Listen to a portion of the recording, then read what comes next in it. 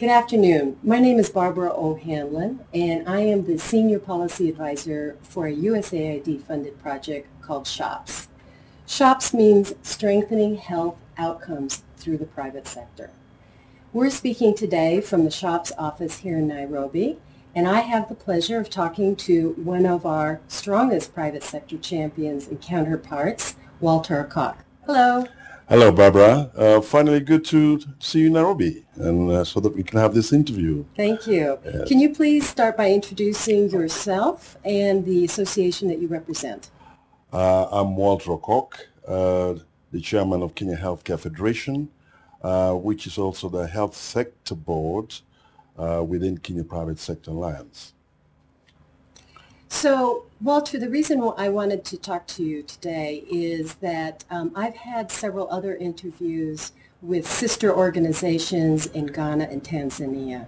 And the Kenya Health Federation is one of the oldest and long-standing private medical associations in the region. And we wanted to learn from your experiences.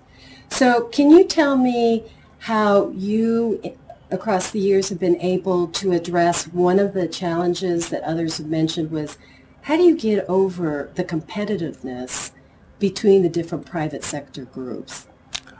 That's an interesting one, Barbara. Indeed, it is a challenge, but it's an opportunity.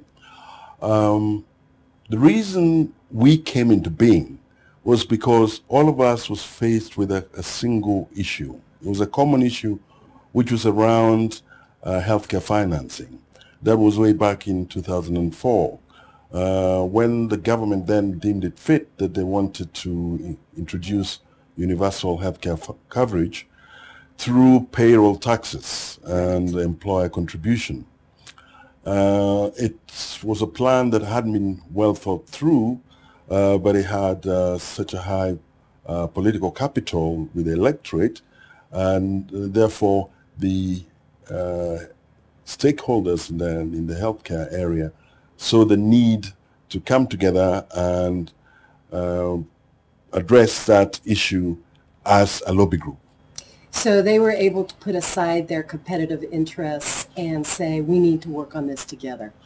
And it was the first time that they realized that truly in strength, in the numbers they had strength to be able to be had by the other side, or otherwise they were just going to be run over, and a plan was going to be unveiled, and they would have to comply with the consequences.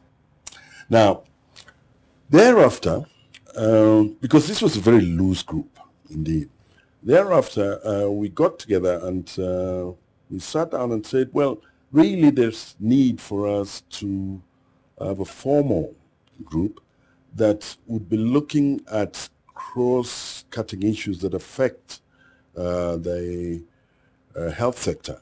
Healthcare financing issue wasn't going to go away. Correct. It wasn't. And although we did win the battle, we knew that the war was still out there to be fought. And there were other issues like standards and quality, legislation, the legal and health-related acts that had to be addressed, and training, inspections. So I think we all came to our senses and we said, well, let's start talking together, find a common ground, create a platform on which we then engage on a regular basis with the policymakers. Another one of the issues that I heard from the other interviews with the Ghanaian and the Tanzanian private provider associations was the issue of financial sustainability. These are both growing, or if you would say emerging associations. What strategies have you put into place to ensure the longevity of this organization? Kenya Healthcare Federation has based its financial sustainability model on the basis of membership commitment to subscribe, which is basically subscription. So it's membership based. Membership dues. It is It's not easy. We've got to look at our budgets very, very carefully. We've got to embark on activities that were within our budgetary limits.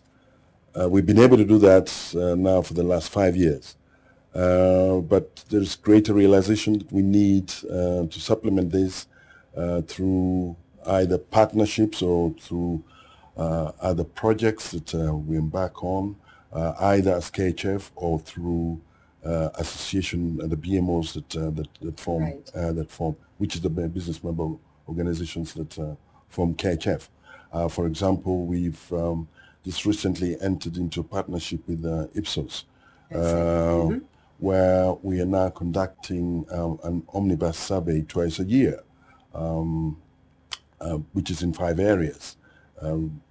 Medical insurance, we're gauging that, non-communicable diseases, we're looking at service provision, we're looking at supply chain, we're looking at impact on in-health, and we're hoping that through these partnerships we'll be able to just to generate some additional revenue that will go towards probably overhead recovery. Yes. The last question I have for you is your group represents the many different aspects of the private health sector in Kenya. So you've been able to bring together private providers, manufacturers, the whole gambit. And it appears that you've also been able, through the KHF, come together with one voice. Now the question is, how are you using your voice with the government? But we're fortunate in Kenya in the sense that, as I said, we had a single issue that cut across not just the health sector, but it did affect employers in industry, not just in the pharmaceutical or health care related product manufacturing industry. But this cut across. It touched on agro-based agricultural industry. It touched on other financial, for example, financial services and employers. So KEPSA then was information, which is the Kenya Private Sector Alliance. Now this is an umbrella body that brings together all the private sector players in Kenya. But I think in retrospect, it was the health sector, it was Kenya Healthcare Federation in its very formative stage that also gave KEPSA the reason to bring everybody together and say, wait a minute, we need to engage with The government Ah. on a very regular basis, on an informed basis, not on an antagonistic, not to take an antagonistic stance, which had been the case before, because up until then it was always single issue based discussion, Right. which was you versus me. Very confrontational. Extremely so. So KEPSA had started to develop mechanisms in which to engage with the other side. That's the government. And the entry point was that since KEPSA was organized on the basis of sectors, Right. so Kenya Healthcare Federation became these health sector board champions of health-related issues that the private sector needed to discuss, engage with the other side, which is the government. So it didn't matter whether you you had an issue as agro-processing based industry, whether there was some health-related acts. Now, you didn't take it upon yourself to discuss that with the relevant ministries on the other side, but you came through KEPSA and therefore Right. KHF. And this, like with all sectors, they engaged with the government on the basis of what we call Ministerial Stakeholders Forum. Yes, I understand that KEPSA and also KHF have had some very important meetings with the Prime Minister. Right. But before you go there, the Ministerial Stakeholders Forum meant that the minister co-chaired the meeting with the chair of Correct. the sector board, this in our instance with myself, and his absence, the permanent secretary. So that it had, first of all, an endorsement at that political level that there was a will to engage and discuss and find Between some within the health sector. within the health sector or another sector. And then the next question that you just asked. Now, if these issues or those operational issues were not satisfactorily resolved at the inter-ministerial meetings, then we took them to the Prime Minister's Roundtable. I see. Right, and the Prime Minister's Roundtable, this have been in existence since 2008. First of all, we started on a very large scale where we looked at the economic and the social ministries, which tended to be rather unwieldy. And thereafter, we moved on to thematic areas.